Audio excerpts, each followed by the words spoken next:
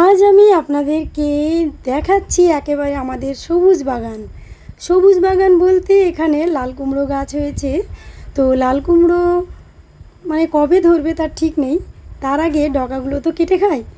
তাই ডগাগুলো কেটে নিয়ে আমি আজকে রান্না করব। তো এই ডগাগুলোর সঙ্গে আমি আরও কি মেশাবো সেটাও তো অবশ্য দেখতে হবে।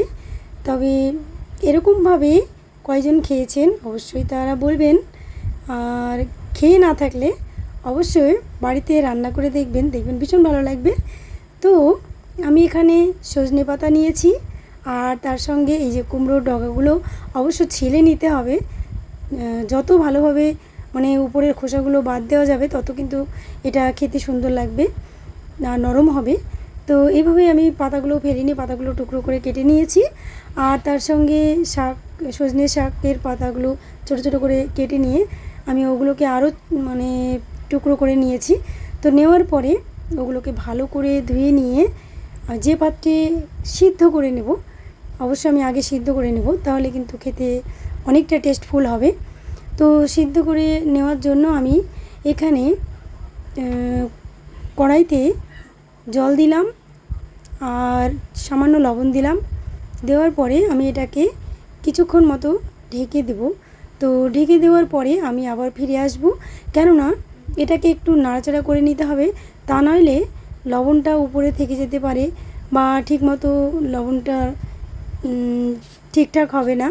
সেই জন্য এটাকে ভালোভাবে নাড়াচাড়া করে দিয়ে তারপরে আমি কি করব, একটু সামান্য খাবার সোডা দেব। খাবার সোডা দিলে কি সজনে পাতাটা যে খসখসে হয় সেটা কিন্তু আর হবে না, সেটা অনেকটা তেলতেলে হয়ে যাবে এবং খুব সুন্দর লাগবে। তো এইভাবে আমি আরও কিছুক্ষণ ঢাকা দিয়ে এটাকে মানে নাড়াচাড়া করে আরও কিছুক্ষণ ঢাকা দিয়ে রাখবো, তাহলে কি জিনিসটা আরও সুন্দরভাবে নরম হয়ে যাবে আর এটা খেতে খুব সুন্দর লাগবে। তো আমি এইভাবে কিন্তু মানে শুধু সিদ্ধ করেই রান্না করব না, এরপরে আমি কি করছি এই শাক সিদ্ধগুলো নিয়ে সেগুলো অবশ্য দেখতে হবে। তো যাই হোক, আমার শাকটা সিদ্ধ হয়ে গেছে তাই নামিয়ে ফেললাম।